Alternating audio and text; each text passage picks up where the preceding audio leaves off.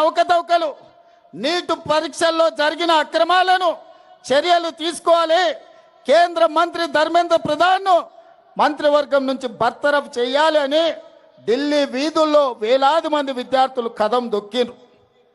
తప్పు జరిగిన కేంద్ర ప్రభుత్వం ప్రధానమంత్రి నరేంద్ర మోడీ ఈ దేశ ప్రజలకు క్షమాపణ చెప్పి ధర్మేంద్ర ప్రధాన్ను బర్తరఫ్ చేయాల్సింది వదిలేసి నిరసన తెలుపుతున్న వేలాది మంది విద్యార్థుల మీద లాఠీ చార్జ్ చేసి బాష్పవాయువు గోళాలను ప్రయోగించడు, తుపాకీ తూటాలను పేల్చాడు, వందలాది మంది విద్యార్థులను గాయపరిచాడు, తలకాయలు బగలగొట్టిండు, చేతులు విరగొట్టిండు.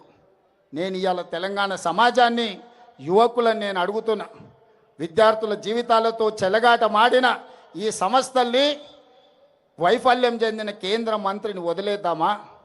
ప్రశ్నించినందుకు ప్రజల్ని పశువులలాగా చితకబాదిన కేంద్ర ప్రభుత్వాన్ని వదిలేద్దామా? అందుకే అందుకే అందుకే మన నాయకుడు రాహుల్ గాంధీ గారు ఇలా వదిలేస్తే కుదరదు. ఈ దేశంలో అక్రమార్కులు పెరిగిపోతున్నారు. కేంద్ర ప్రభుత్వం అండతోటి లక్షలాది మంది విద్యార్థుల జీవితాలతో చెలగాట మాటురు. నీ సంగతి తేలుస్తాని మల్లికార్జున్ ఖర్గే ఇంటి నుంచి నరేంద్ర మోడీ ఇంటి ముట్టడికి బయలుదేరిండ్రు కాంగ్రెస్ పార్లమెంట్ సభ్యులు. దానికి నాయకత్వం రాహుల్ గాంధీ గారు, ప్రియాంక గాంధీ గారు వహించారు.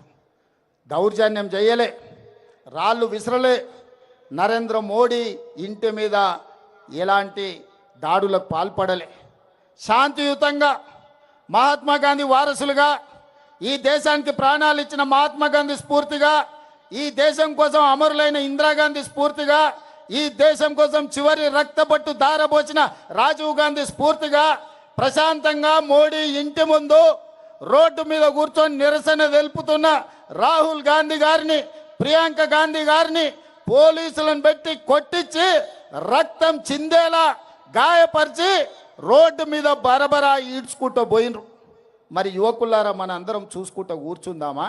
నరేంద్ర మోడీని శిక్షిద్దామా? ఒక్కసారి ఆలోచన చేయండి. అందుకే ఇవాళ కొడంగల్ అభివృద్ధి కార్యక్రమాలు, కొడంగల్ కార్యకర్తలతో ఆత్మీయ సమ్మేళనం కోసం నేను వస్తే అర్ధరాత్రి నాకు ఈ సమాచారం అందింది. అర్ధరాత్రి అప్పటికప్పుడు ఈ విధంగా వదిలేస్తే బీజేపీ పెట్టరేగిపోతుంది, పాశవిక దాడులకు పాల్పడుతుంది.